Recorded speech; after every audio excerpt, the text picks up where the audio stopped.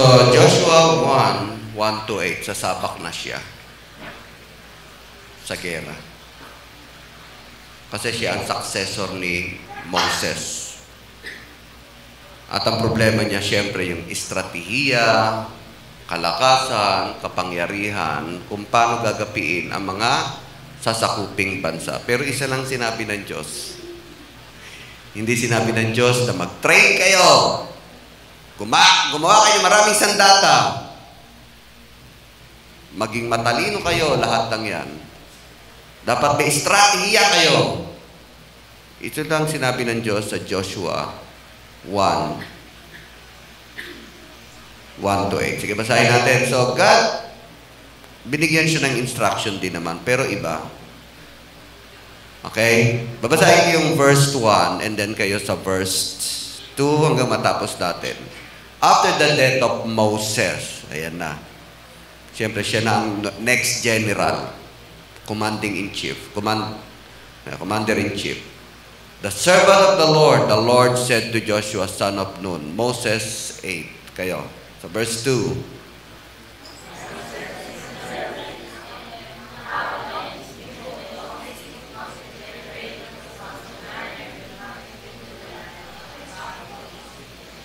Then verse 3.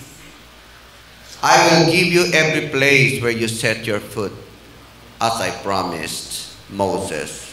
4.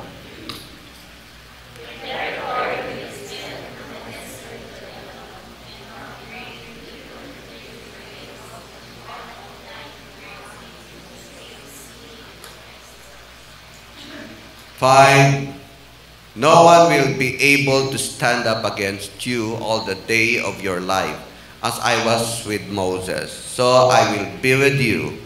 I will never leave you, nor forsake you. Angkinin nyo rin yan, no? Kayo mga umarap sa problema. Sige, 6 kayo.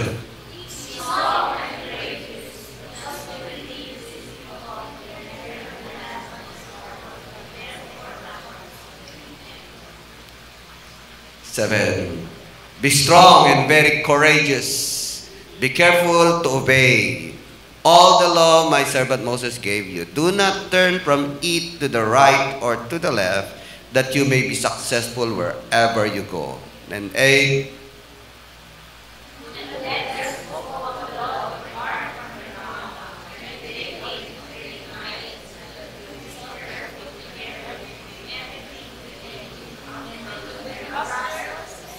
Yes.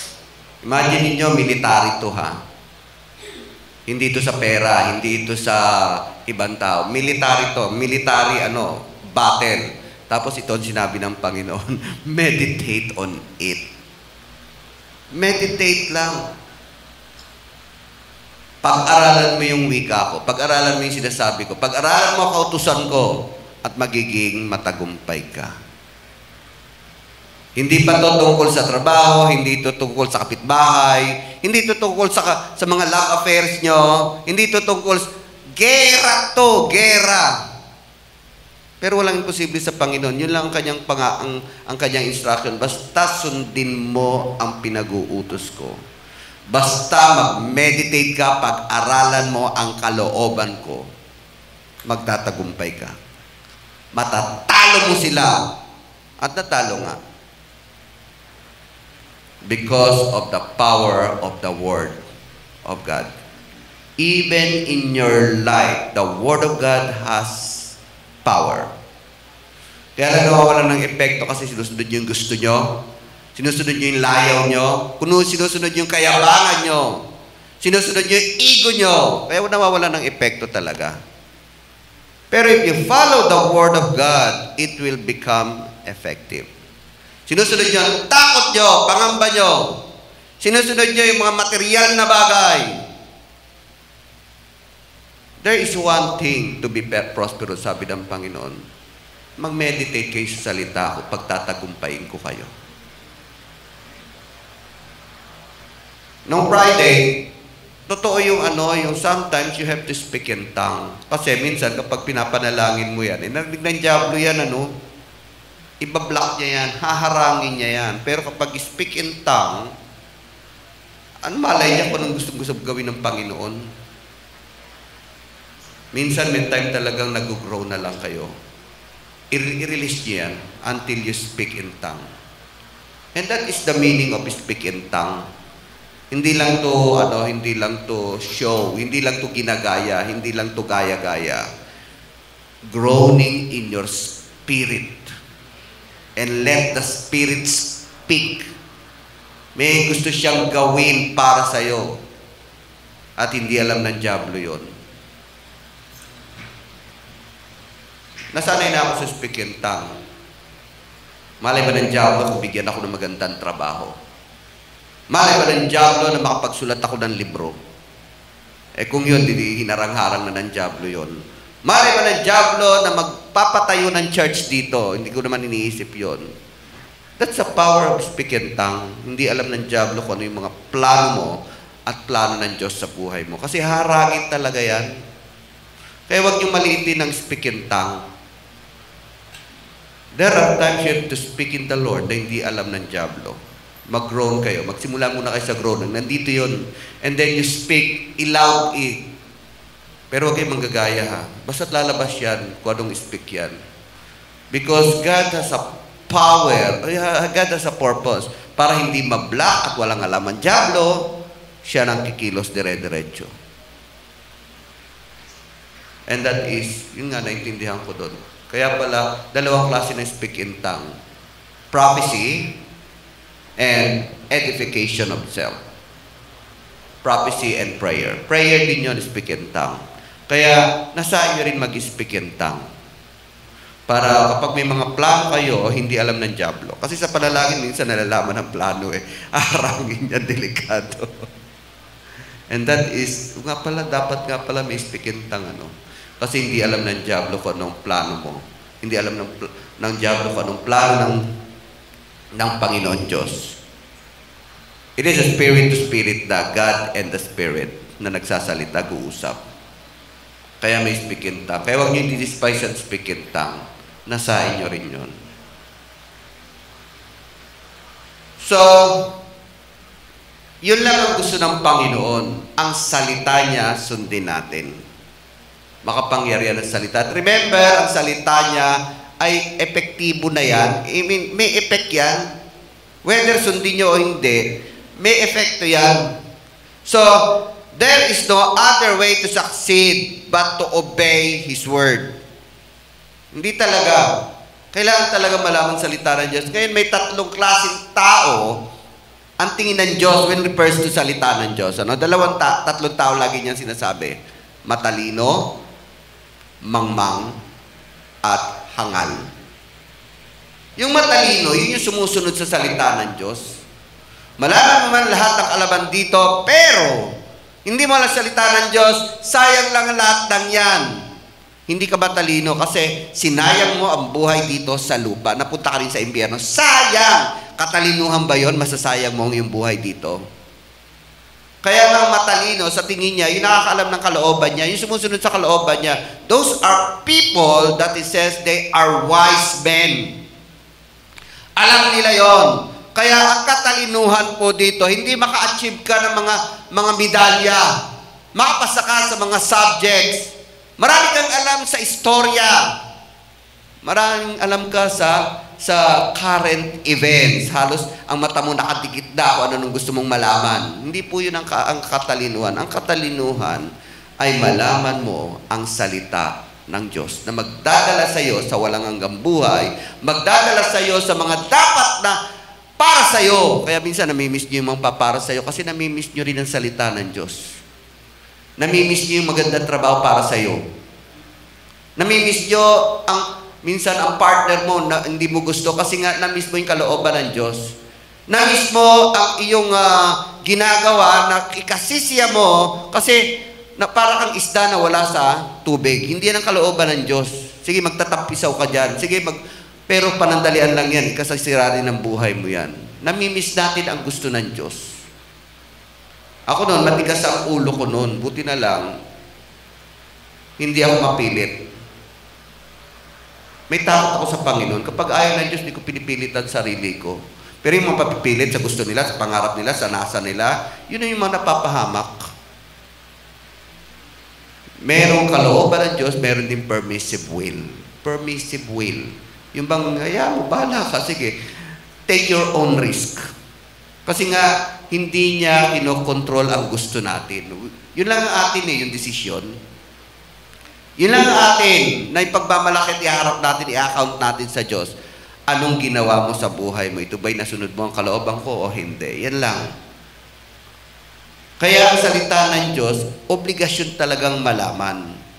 There is no other way to succeed but to obey His word. Kapag nalaman mo yon, praise God. Batiin mo sarili mo, you are a wise man. Matalino ka. Tama ang sinasabi. Magiging masaya ka sa mga desisyon mo. Hindi mo pagsisisihan yan. Kapag naman, ignorant, maraming ignorant, yung mga mangmang, yung gumagawa lang na hindi nila alam nakikita, yun, medyo may okay pa yon. May parusa nga, pero hindi naman ganun kabigat. Kasi, hindi nila alam ang salita ng Diyos. At yung pinakamabigat, yung pangatlo, yung hangal. The Lord made them say, foolish. Nagsalita ng, you foolish. Foolish. Hangal. Ano yung hangal? Yun yung mabigat. Alam mo na, pinipilit mo pa. At karamihan sinasabihan niya, hindi mga Pariseo, mga Pariseo, mga Sadduceo. They know the word of God, pero tinitwist nila, hangal. Mali kayo. Hindi yan ang gusto ng Diyos. Yun ang mga hangal. O di kaya alam nyo, hindi nyo naman sinusunod. Hangal din yun. Ang kinumpara niya ron, yung nagpatayo ng bahay, nagpatayo ba naman sa buhanginan? Di na nawala rin, nasayang din, inanod din. Hangal yun. Yun ang mas mabigat. Mga tao alam ang salita ng Diyos, pero hindi nila sinusunod. Yun ang mabigat ang parusa. Kaya saan kayo doon sa tatlong yon? Kayo ba ay matatalino? Inaalam nyo ba salita ng Diyos? Sinusunod nyo ba ang salita ng Diyos? Or ignorante kayo na dapat malaman nyo pa rin ang salita ng Diyos upang kayo maging matalino? Or alam nyo na ang salita ng Diyos pero hindi nyo pa rin sinusunod? Yun yung hangal. Mabigat ang parusa ng mga hangal. Inis ang Diyos sa mga hangal. Now that you know the Word of God, paulit yung binabasa, pero huwag nyo nang babanggain to. Huwag kayo nawa makita ng Diyos na mga hangal. Nakakatakot po. Maganda yung sinusunod natin ang salita ng Diyos. Huwag kayo matakot. Huwag kayo padala sa takot nyo. Huwag kayo madala sa kahihiyan. Huwag kayo madala na nakadyahe. Huwag kayong padala sa mga yabang nyo. Mataas lang inyong sarili, pero ikokontrahin ang salita ng Diyos. Kahangalan pa rin yun.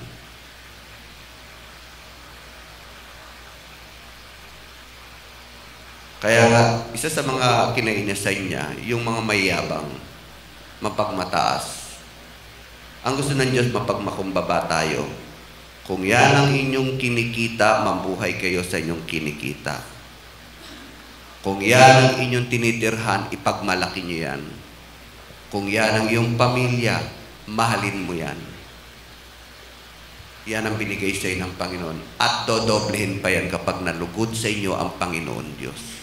Kasi nang kalooban ng Diyos eh. So, there is no other way to succeed but to obey His Word. Sundin natin ang kalooban ng Panginoong Diyos. Minsan talaga, yung bang nagkakamali-mali, naririndi na rin siguro ang Panginoon Diyos sa mga kahangalan nila, sa kasawapangan nila. Sunod-sunod talaga. Kaya lumabas yan yung trilyon-trilyong nawawala. Ikaw ba naman pagbabalak? Alam mo namang nanggaling sa nakaw yan, pag malaki mo pa, i-televise mo pa. Wrong move talaga, wrong move yung Diskaya. Tuloy na din sila. Pero yun ang mga talagang, minsan, kapag ikaw nasusobrahan na ng yabang, nasusobrahan na ng kamunduhan, na magkakamali ka, hindi mo may tatago yan. Ang sarap pagkaroling sa Pasko, sa Forbes Park, basura pa lang may pera na. Mamulot ka lang doon sa basura. Nakakarindi. Talagang ang Diyos walang masama na maitatago talaga. Lalabas at lalabas talaga ang baho. Iwain rin ng Panginoon yan. Kaya mag-ingat tayo na ang buhay natin, yung walang itinatago, ang buhay natin, sinusunod ang kalooban. Kasi anuman mangyari, talagang ligtas ka. Hindi ka mapapahiya, hindi ka ipapahamak, hindi ka matatakot. Kasi you know yourself, you're following the Word of God. Pero kung ikaw ay nabubuhay sa kapritsyohan o di kaya yung imbabawan, ipapahamak kaya nga money is root of all evil. Huwag kayo maghangad, huwag kayo mangarap. Mangarap kayo sa Panginoon. And follow the Word of God. Remember the very nature of God. The very nature of God is humility. Humble ang Diyos. Ang bahay ko, papasok kayo, magulo. Okay lang yun. Basta, abala kami rito. Hindi ko man lang mapinturahan. Ang sasakyan ko, hindi ko mabila ng bago. Napupunta rito karamihan ng pera ko. Sabi nga kay Pastor Mon, ang sasakyan ko butas-butas na kasi lahat ng pera ko napunta na sa church. Okay lang yun. Kasi ayokong suwayin eh. Maging ang profession ko. Kaya kong ipasa ang law. Kaya ko yan. Kaya lang, nung nadisgrasya ako, natauhan na ako. Ayokong itaas na ang sarili ko. Tama na kung saan ako ibibigay. Binigyan naman ako ng magandang income. Extra income. At ako nasisiyan, Lord, talagang you are good. You are great. Kaya may mga extra income din naman ako. At yun ang kalooban nyo, sige, dito na ako. I will stay here. Huwag niyong itaas ang sarili nyo. Huwag kayong mangarap para sa sarili nyo. Mangarap kayo para sa Panginoon. At siya ang magtataas sa inyo. So, there is no other way. Know His Word and follow it para ikaw ay maging matalino. Una natin bigyan ng kaluguran ng Diyos, ha? Huwag ang sarili natin. May mga tao kasi binibigyan unang kaluguran, no? Magbibigay ba o hindi? Ay, hindi, bibili ko na lang muna ito ng bagong sapatos, inuuna yung kaluguran, no? O di kaya, Lord, atin ba ako o hindi? Ay, muna, tinatamad ako eh. Tulog muna ako. Next time na, anyway, umattend din naman ako, paminsan-minsan. Hindi po. Unahin natin malugod ang Panginoon Diyos. Alam niyo ba yung pag-aawitan natin dito? Yung pagsamba natin dito, isa sa mga bagay na binibigyan natin ng kaluguran ng Diyos. Yung umiiyak kayo, nagpipraise kayo, binibigyan natin ng kaluguran ng Diyos. Kaya every time na wala kayo dito, except kung talagang importante, tandaan nyo, sino ang binibigyan nyo ng kaluguran? Sarili nyo ba? O ang Panginoon? Let's give effort. At yun ang din ang salita ng Diyos. Huwag nyong kaligtaan ang pagtitipon. Kailangan siya maraming mga gathering. Kasi gusto niya, yung buhay nyo, yung kaluluwa nyo, yung oras nyo, binibigay nyo muna sa Panginoon. Nalulugod siya, pupurihin siya. Ngayon, kung inuuna nyo mga sarili nyo, tanungin nyo sarili nyo lagi, Lord, unahin ko ba ang sarili ko? Malugod ako? Masatisfy ko laman ko? Masatisfy ko ang aking, ang buhay ko? Or masatisfy ko muna kayo? Kapag inuuna nyo siya, God will bless you. God will enrich you. Yung sabihin niya na, lagi kayo nasa ulo, hindi kayo buntot. Yun yung sinasabi niya na hindi mawawalan ang laman ng ref nyo. Yun yung sinasabi niya na kayo ang magpapautang, hindi kayo ang uutang. Kasi nagiging effective yung salita niya eh. The Word of God actually is a covenant. Every word is a law. When you say law, ano yan? It is a contract. Like a contract. Pag ako may kakontrata, bagamat maraming batas sa traffic, batas sa lipunan, batas sa mga ahensya, Pero kapag kayo gumawa ng contract, alam niyo ba nagiging batas yan sa isa't isa? Batas yan. It will become a law between the parties. Yan ang salita ng Diyos. Kaya nga ang bawat salita niya batas. Contract yan eh. The word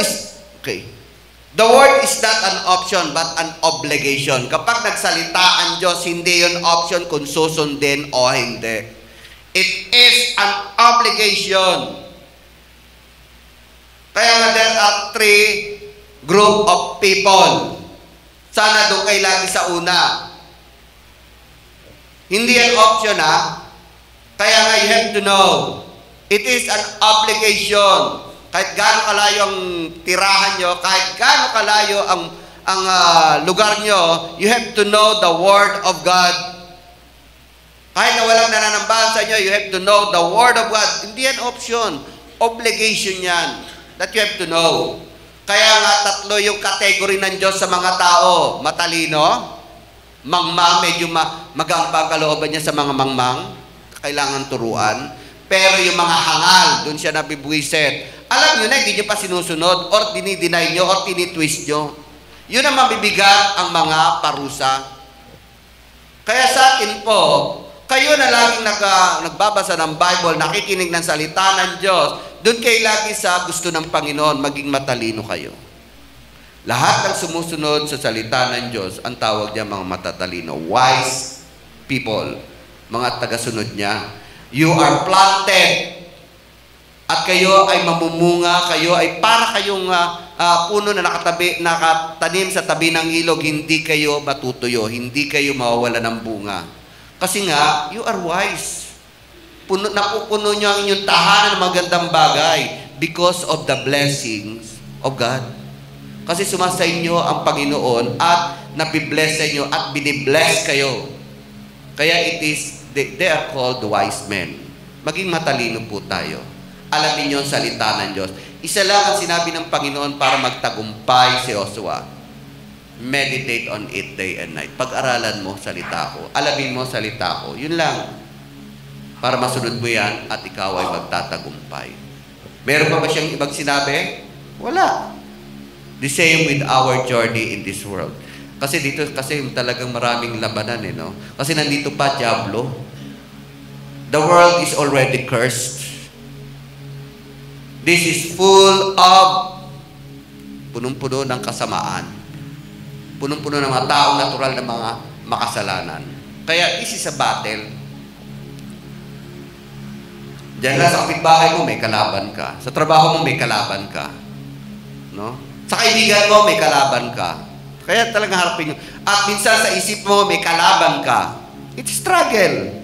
Sabi ng Panginoon, para magtagumpay ka, meditate on it. So, like Joshua, harap siya sa gera. The same way with us, maraming struggle, maraming haharapin.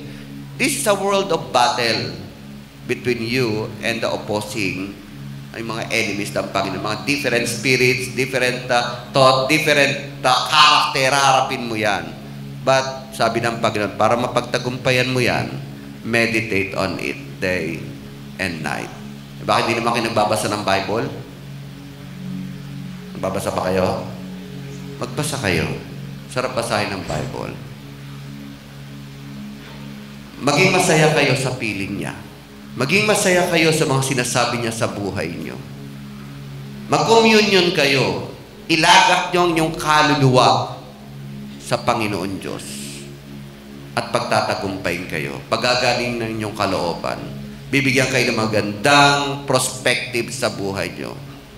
Yun ang sinasabi ng Panginoon. Kasi once na kayo'y matakot, wala na, crumble na. Si Joshua, kalaban niya, mga matatatag na bansa, malalaki ang muok. Anong gagawin niya? Wala silang baril, wala silang pana, wala silang itak. Ang mga dala lang nila nung sumugod sila, mga panggamit lang sa bahay. Batya, tabo, wala talaga sila Parang magawa ng sandata sa disyerto, walang bakal, wala. Kaya, anong gagawin niya? The same with us, di ba? Minsan talagang tuliro kayo nung gagawin mo. bumalik ka sa kalooban ng Panginoon Diyos. Kaya sabi ng Panginoon, sige, so, pumunta kayo doon. Napakasimple lang. Walang pana, walang telescope, walang gamit na panggera. Umikot lang kayo, magkantahan kayo doon. That is the Jericho Wall.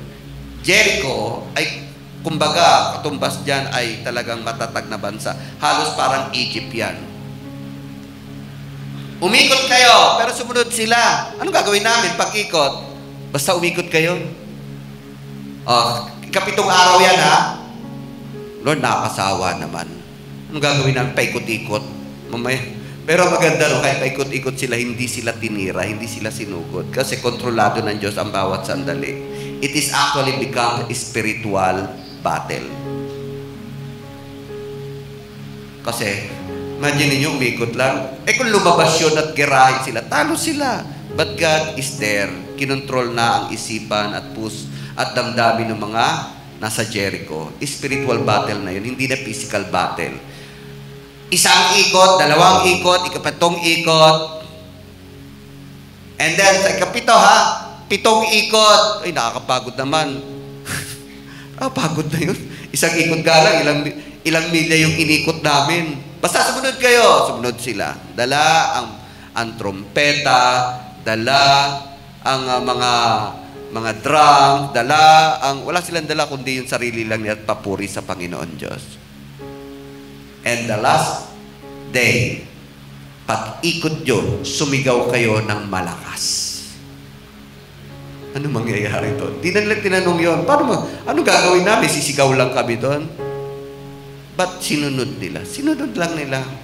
Sometimes, ang ating buhay, basta sumunod lang kayo, God will make a miracle.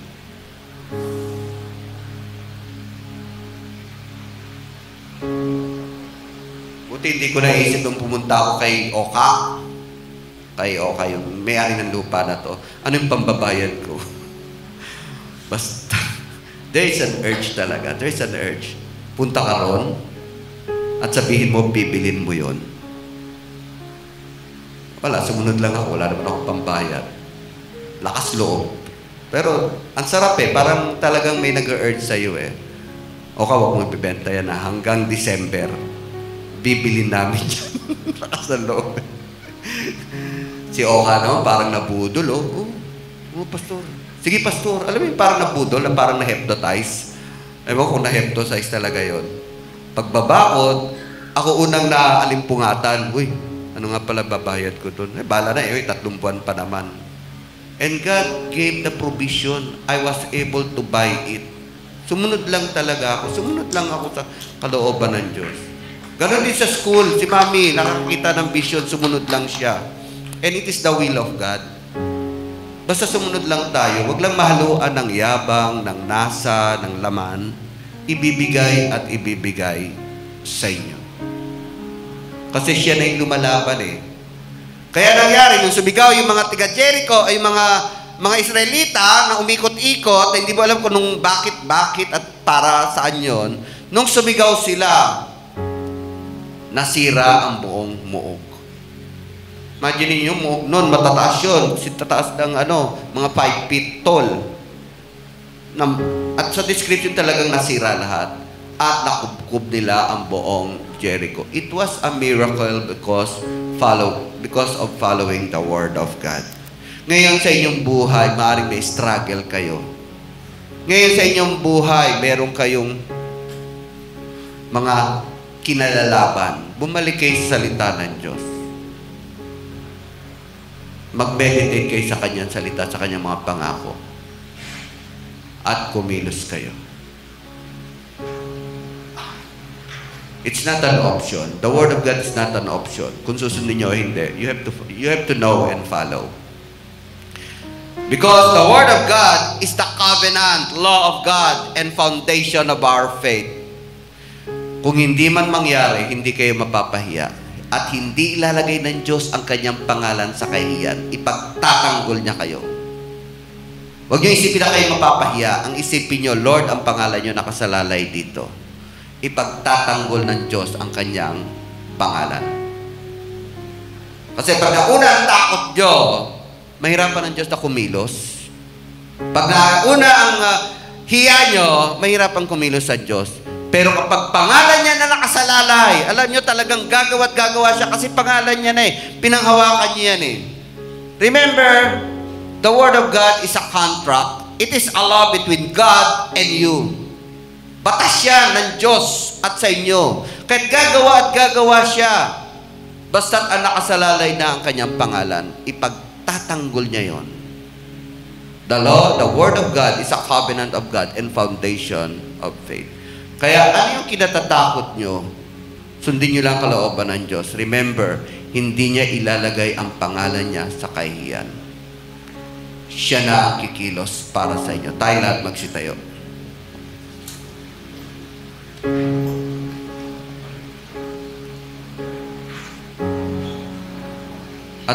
Pero paano nyo malalaman ang salita ng Diyos kung tamad kayo magbasa, kung tamad kayo umattend ng Bible study, kung tamad kayo umattend dito para makinig ng salita ng Diyos?